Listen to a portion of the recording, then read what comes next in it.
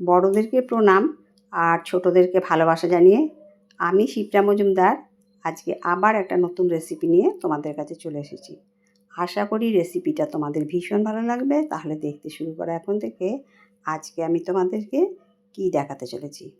দেখো বন্ধুরা, আমি এখানে মাঝারি সাইজের একটা শোলা কচু নিয়ে নিয়েছি। এই কচুটা দিয়ে আজকে একটা খুব সুন্দর রেসিপি তোমাদেরকে তৈরি করে দেখাবো। মাঝ বরাবর শোলা কচুটাকে কেটে নিলাম। এবার সামনের দিকটা দিয়ে আমি রেসিপিটা রান্না করব। অর্ধেক কেটে নেওয়ার পরে বাদবাকি পিস করে নিচ্ছি। দেখো টুকরো টুকরো করে পিস করে নিলাম, দিয়ে খোসা ছাড়িয়ে নেবো। একটু মোটার দিক দিয়ে খোসাগুলোকে ছাড়িয়ে নিতে হবে। শোলা কচু কিন্তু একটুও গলাও ধরে না আর খেতে ভীষণ সুন্দর।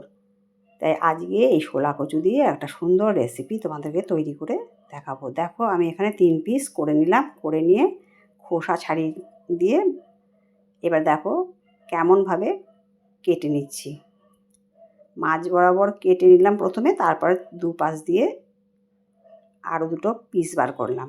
অল টোটাল 4 পিস বার করে আবার এগুলোকে মাঝ বরাবর কেটে নিলাম। তোমাদেরকে দেখিয়ে দিচ্ছি। দেখো পিসগুলো ঠিক এইরকম লম্বাটে ধরনের আর করে কাটতে হবে, একটু চৌকো আর লম্বাটে ধরনের করে কাটতে হবে। এইভাবে আমি প্রত্যেকটা শোলা কচুর পিসগুলো কেটে নেব। এই শোলা কচু কিন্তু খেতে ভীষণ নরম আর খুব সহজে হজম হয়ে যায় আর আয়রনে ভরপুর। তো এইটা দিয়ে আজকে ভীষণ সুন্দর একটা রেসিপি আমি তোমাদেরকে তৈরি করে দেখাবো। সম্পূর্ণ কচুটা কাটা হয়ে গেছে, এবারে পরিষ্কার জল দিয়ে ধুয়ে নেব। আর এদিকে দেখো আমি ইলিশ মাছ নিয়েছি, ডিম ভর্তি ইলিশ মাছ নিয়ে নিলাম 4 পিস। আজকে আমি এই ডিম ভর্তি ইলিশ মাছ শোলা কচু দিয়ে রান্না করে তোমাদেরকে দেখাবো। এবারে সামান্য পরিমাণে লবণ নিলাম আর নেব অল্পখানি হলুদ দিয়ে, লবণ আর হলুদ দিয়ে ইলিশ মাছগুলোকে খুব হালকা ভাতে মাখিয়ে নেবো। কেননা যেহেতু পেটের মধ্যে ডিম ভর্তি আছে, তাই খুব হালকা করে এটাকে মাখিয়ে নিতে হবে। আর লবণ হলুদ মাখিয়ে রাখলে ইলিশ মাছের মধ্যে লবণটা খুব সুন্দর হয়ে যাবে আর খেতে খুব ভালো লাগবে। যাই হোক, এইভাবে আমি ওলট পালট করে করে হালকা হাতে ইলিশ মাছটা লবণ হলুদ মাখিয়ে নিলাম। আর এদিকে দেখো একটা কড়াই চাপিয়ে দিয়েছি। কড়াইয়ের মধ্যে পরিমাণ মতো সর্ষের তেল দিয়ে দিলাম। প্রায় 3 টেবিল চামচের মতন সর্ষের তেল এখানে দিয়ে দিয়েছি। এরপরে আমি দিয়ে দিচ্ছি ইলিশ মাছগুলোকে। প্রথমে আমি 2 পিস ইলিশ মাছ ভেজে নেব। তাই 2 পিস দিয়ে দিলাম। খুব হালকা করে এটাকে নাড়িয়ে চাড়িয়ে নিতে হবে, তাহলে কিন্তু ডিমগুলো ভেঙে যাবে। আর খুব বেশি কড়া ভাজবো না। ইলিশ মাছ কিন্তু বেশি কড়া ভাজলে খেতে একদম ভাল লাগে না। সেই জন্য হালকা করে এপিট ওপিট করে ভেজে নিলাম। 2টো পিস তুলে নেওয়ার পরে আরও 2টো পিস দিয়ে দিয়েছি। এটাকেও খুব হালকা করে তারপর ওলট পালট করে ভেজে নেব। ঠিক এইরকম পর্যায়ে যখন ইলিশ মাছগুলো ভাজা হয়ে গেল, তারপরে আমি তেল ছেঁকে আস্তে করে নামিয়ে নিলাম। একটা প্লেটের মধ্যে নামিয়ে নিয়েছি। এরপরে যেই তেলটা বাঁচলো তার মধ্যে অল্প একটু জিরে আর অল্প একটু কালো জিরে ফোড়ন দিয়ে দিলাম। এই জিরে কালো জিরে ফোড়ন দেওয়ার জন্য এত সুন্দর একটা গন্ধ বেরোয় বন্ধুরা, তোমাদেরকে বলে বিশ্বাস করাতে পারবো না। তাই একদিন অন্তত জিরে আর কালো জিরে ফোড়ন দিয়ে ইলিশ মাছ রান্না করে খেও, তোমাদের ভীষণ ভালো লাগবে। যাই হোক, ফোড়নটা থেকে যখন খুব সুন্দর ভাজা গন্ধ বেরিয়ে গেল, তারপরে আমি এর মধ্যে কেটে রাখা শোলা কচুগুলোকে সম্পূর্ণটা দিয়ে দিলাম।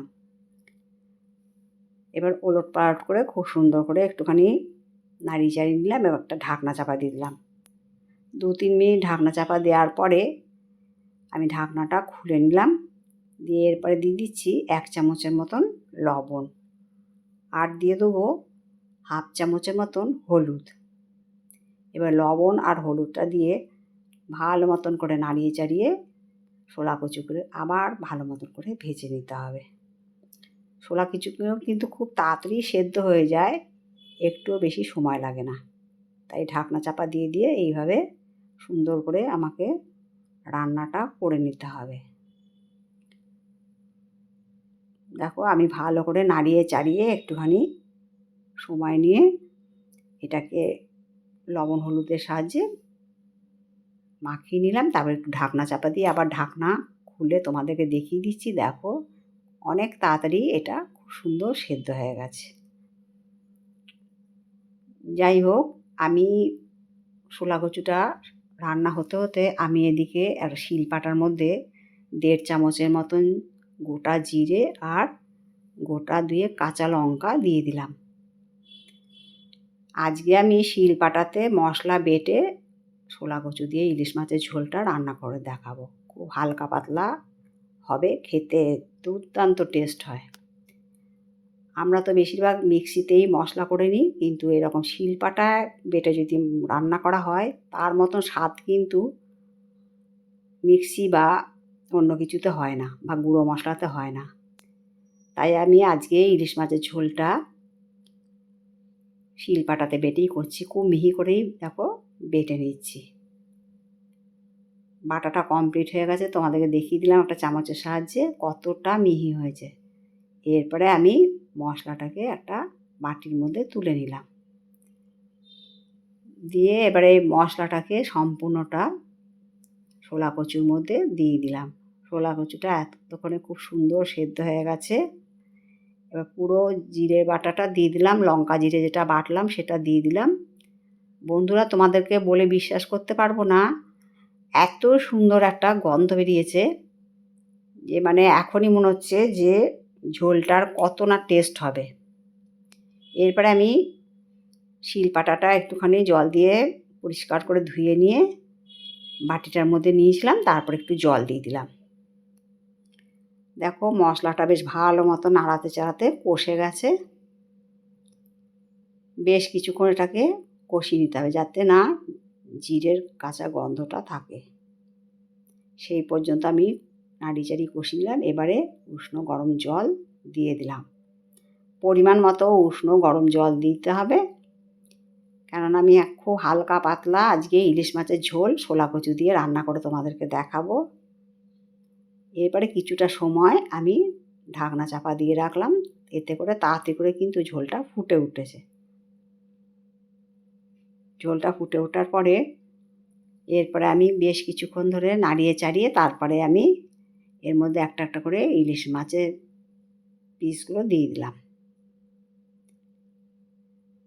আশা করি বন্ধুরা তোমাদের আজকের আমার ইলিশ মাছের ঝোলের রেসিপিটা, শোলা কচু দিয়ে হালকা পাতলা ইলিশ মাছের ঝোলের রেসিপিটা তোমাদের ভীষণ ভালো লেগেছে। যদি ভালো লাগে লাইক শেয়ার কমেন্ট আর সাবস্ক্রাইব করে আমার চ্যানেলের পাশে থেকো। আর যদি কোনো নতুন বন্ধু এসে থাকো অবশ্যই বেল বাটনটা অন করে দিও, তাহলে সমস্ত নোটিফিকেশান তোমাদের কাছে চলে যাবে। খুব সুন্দর করে ঝোলটা ফুটে ওঠার পরে আমি আরও 4টে কাঁচা লঙ্কা দিয়ে দিলাম। ইলিশ মাছের ঝোল একটু ঝাল আর লবণ দিয়ে রান্না করলে ভীষণ টেস্টটা বেড়ে যায়। আর বন্ধুরা, তোমাদের সুন্দর সুন্দর কমেন্টসের মাধ্যমে জানিও আজকের রেসিপিটা তোমাদের কেমন লাগলো। আমি কিছুক্ষণ বাদে গ্যাসের নবটা অফ করে দিলাম। এরপরে দেখো আমি একটা বাটির মধ্যে মাছগুলো তুলে নিয়েছি, কচুগুলো দিয়ে আর ঝোল দিয়ে তোমাদেরকে দেখিয়ে দিলাম, সার্ভ করে দিলাম। আশা করি আজকের রেসিপিটা তোমাদের ভীষণ ভালো লেগেছে। আর এটা কিন্তু গরম ভাতের সাথে এত দুর্দান্ত লাগে, পুরো জমে যায়। বর্ষাকালের এরকম ডিম ভরা ইলিশ মাছের ঝোল যে কোনো কিছু দিয়ে খেতে কিন্তু ভীষণ ভালো লাগে। তাহলে আজকে আমি এই জন্যই তোমাদেরকে ডিম ভরা মাছের ঝোলটা এইভাবেই রান্না করে দেখালাম। আর তোমরা যত আমার কাছের দূরের বন্ধু আছো আমার প্রাণ ভরা ভালোবাসা নিও। তাহলে বন্ধুরা আমি আজকে এই পর্যন্ত রাখি, অন্য কোনো দিন অন্য কোনো রেসিপিতে আবার দেখা হবে। কেমন? টাটা।